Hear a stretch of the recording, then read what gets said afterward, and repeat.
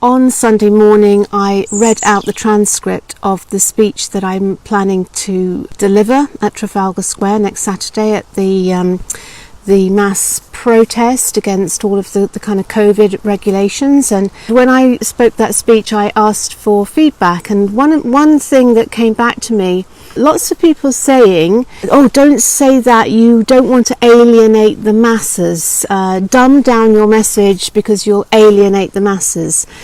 And this was repeated so many times that I wanted to just jump on and talk about a very important thing.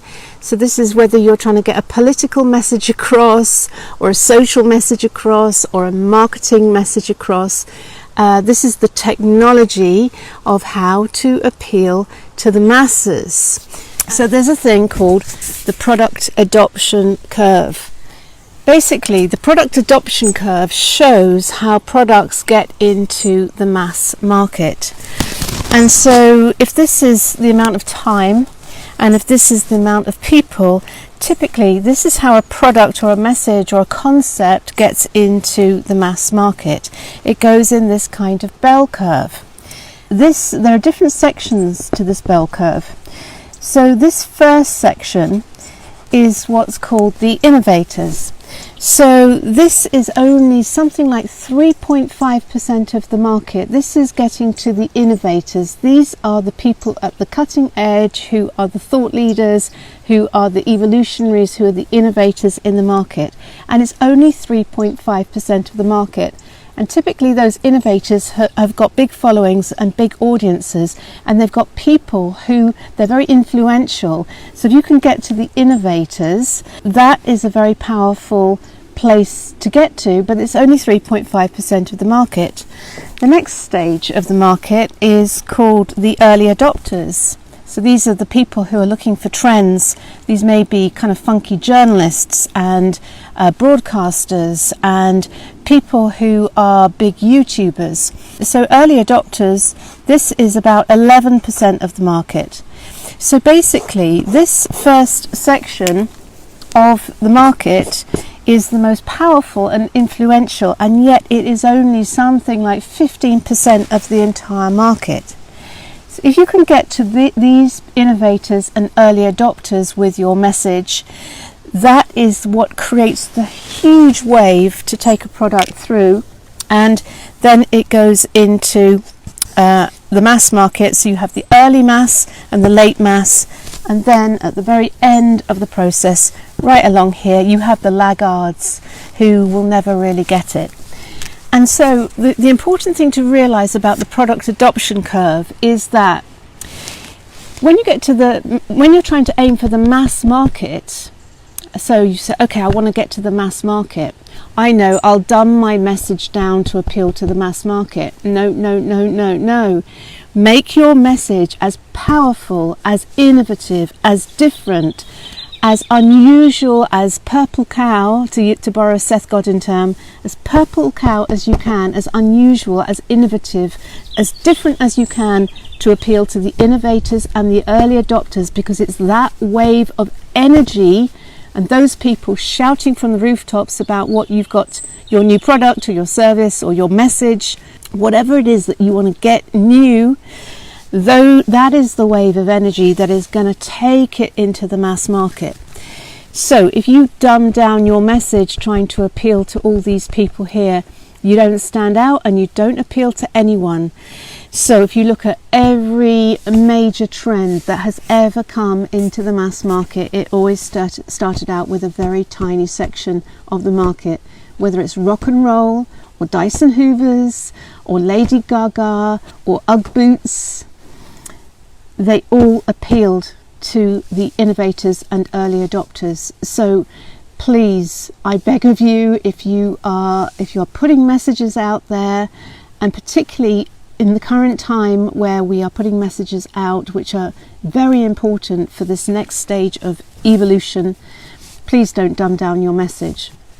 Now this ties into another big thing which Gabor Mate talks about. It's a trauma term, which is about authenticity and attachment.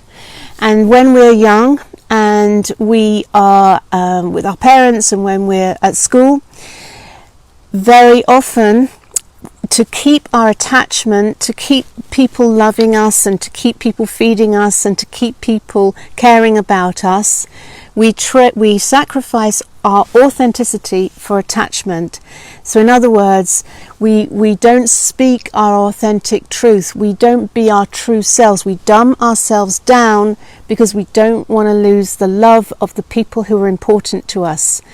So this is a huge source of developmental trauma, when you sacrifice your authenticity in favour of keeping your attachment. And this is a root of a lot of frozen childhood trauma. So really recognising whenever you're trying to dumb down your message because you don't want to alienate people, you don't want to lose people, that often has its root in childhood, where we shut our true voices down because we don't want to piss people off, basically, especially our mum and dad and our teachers and all those people, particularly if we're in fear. This is very tempting, isn't it, if you get into fear, where you fear you're losing your security and your attachment, to dumb down your voice and to lose your authenticity. The third really key thing I want to say is, and this is a metaphysical point about messages, particularly at the current time, when there are lots of things that we don't like and are fighting against. Whatever we talk about, we energize. And therefore, if we talk about something we don't want, inadvertently we're feeding it with energy. And this presents us with a dilemma. So what I would really recommend is that whatever it is you're talking about that you're against, you counter that with the antidote, the thing that you do want. So in my talk, when I was saying, say no to being masked and muzzled, say yes to breathing fresh air, say no to command and control government, say yes to liberation. We have to, at this time of great fear, speak to that fear, but then shine the light to show people how to get out of the labyrinth. This is really important, folks. We have to paint the vision as well as saying what's wrong and being articulate about the things we don't want. We have to shine the light of the world we do want to create. So if you're going to talk about vaccinations and being anti-vax, balance that message with what are the alternative solutions. I know how to improve your immune system, how to improve your gut health, how to create natural health, holistic health, so that you don't have to shoot yourself up with vaccinations to defend against all of the fearful bugs and bacteria and diseases on the planet. So it's really important that we all stay strong, speak out. This isn't any one person speaking out. This is a whole wave, a tsunami of people. This is the innovators and the early adopters speaking strong in terms which cut through the noise and make people wake up.